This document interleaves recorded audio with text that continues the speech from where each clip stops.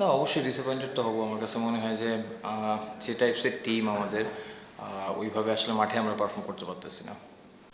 আমার কাছে মনে হয় যে দেখেন, টিমে অনেক বড় নাম আছে, বাট আমাদের সবারই আসলে রেসপন্সিবিলিটির জায়গা থেকে আরও বেশি রেসপন্সিবিলিটি নিতে হবে। আর যদি বলি লাস্ট 2টা ম্যাচ খুব বাজেভাবে হেরেছি আমরা। আসলে আমাদের টিম কম্বিনেশনের জন্য মনে হয় যে আমরা একটা বেস্ট কম্বিনেশন খুঁজছি, যেহেতু পাওয়ার প্লেতে আমরা লাস্ট কিছুদিন একটু স্ট্রাগল করেছি, তো সেখানে একটা চেঞ্জের মাধ্যমে চেয়েছি যাতে যেহেতু হৃদয় শর্টস খেলতে পছন্দ করে, এই কারণে আসলে ওপেন যাওয়া। দেখেন, যে উইকেট অবভিয়াসলি সবসময় সেট ব্যাটসম্যান, নতুন কোনো ব্যাটসম্যান গেলে তার জন্য মারাটা ডিফিকাল্ট, এবং যেহেতু হৃদয় থ্রু আউট দ্য ইনিংস খুব ভালো ব্যাটিং করছে, তো আমার কাছে ওইটাই মনে হয়েছে অ্যাট দ্য সেম টাইম ওর 100-ও একটা অপরচুনিটি ছিল।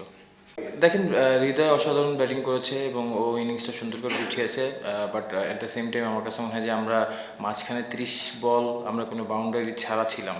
তো যেহেতু উইকেট ভালো, অবভিয়াসলি আমার কাছে মনে হয় যে রানটাও টোটাল ভালো রান ছিল, বাট আমাদের জন্য বিগ কনসার্ন আমাদের ফিল্ডিংটা।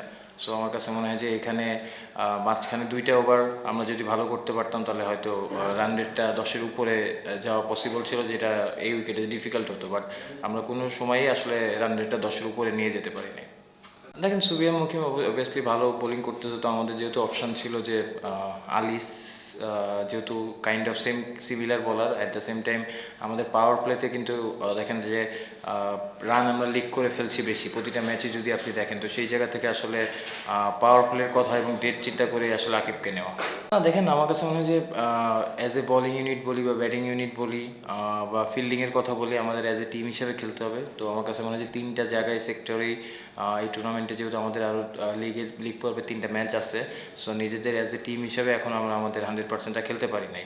যখনই অ্যাজ এ টিম হিসেবে 3টা জায়গা থেকেই আসলে আমরা ভালো করব, তখনই আসলে ভালো রেজাল্ট সম্ভব।